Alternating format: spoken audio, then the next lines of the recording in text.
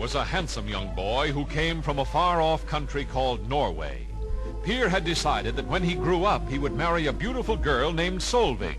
She had said to him, "Someday, Peer, if you learn to work for what you want instead of just taking it, maybe we will marry and be happy."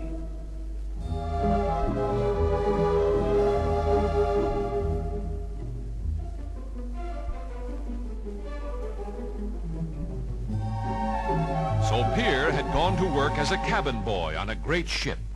He had sailed from Norway to a strange country called Arabia, where many of the people lived the year round in tents and traveled over the sandy deserts on the backs of camels. Deep in the desert country of Arabia lived many bands of fierce robbers.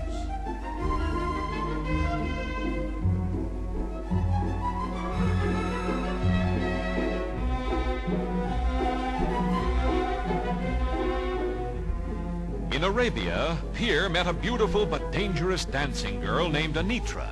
She said to Peer, "Why should a handsome and clever young man like you work? I have easier ways to get everything you want. I know how we can steal all the money and jewels from Al-Hamid, the wealthy merchant, and we'll never be caught."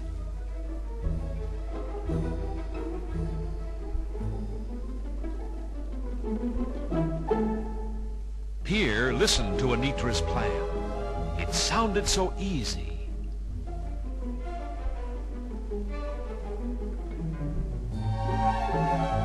Late that night, when Al-Hamid was away, Anitra showed Peer how to break into the stronghold of the wealthy merchant. It was dark, and Peer was very, very frightened. But he did just as she had told him, and soon found the money and the jewels exactly where Anitra said they would be hidden.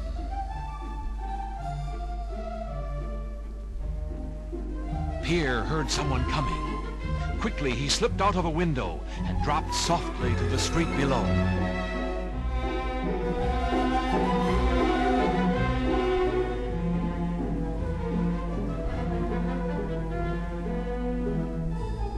With enough money and jewels so they would never again have to work for anything they wanted, Peer and Anitra jumped on a huge white horse and rode off into the desert. But neither Peer nor Anitra noticed the dark eyes that watched them as they rode away.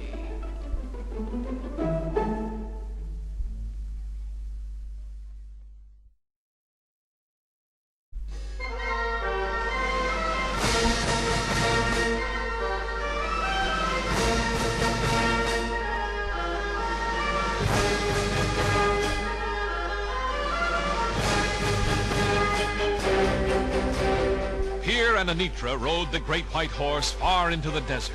At last they stopped to rest and divide the treasure.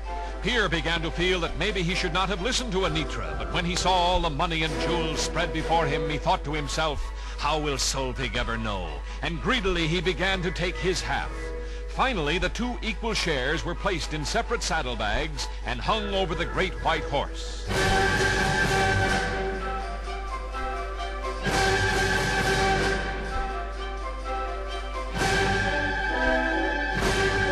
Anitra told Peer to wait while she ran to the top of a small hill and made sure there was no one in sight. Peer waited. He saw Anitra signal. Had she seen someone? Had they been followed?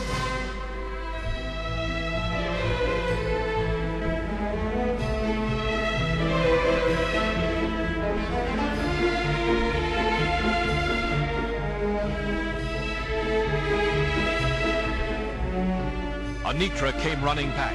"Peer," she whispered, "go to the crest of the hill and see for yourself." Peer left the great white horse and ran to the top of the hill. He looked into the distance, but there was nothing.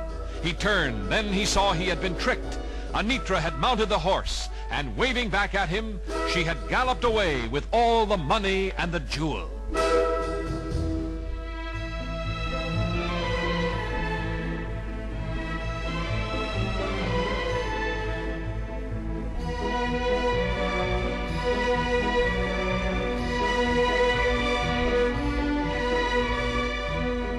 Alone in the great desert, Peer trudged slowly through the hot sand.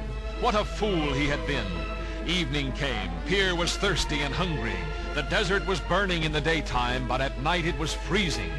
Far ahead, Peer saw fires. As he came closer, he could see it was probably the camp of robbers. He crawled as close as he could, and there he saw Anitra standing before the robber chieftains. The tribesmen had captured her, taken all her money, and made her a slave.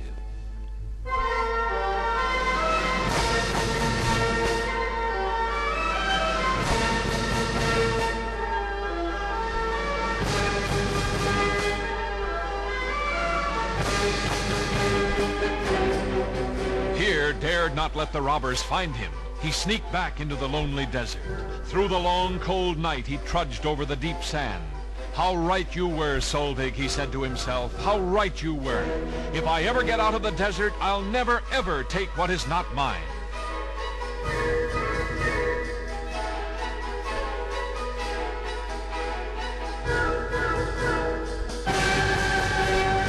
All next day, Peer struggled across the burning desert. And just when he thought he couldn't take another step, he saw the ocean ahead, and he knew he would be safe. He had learned his lesson.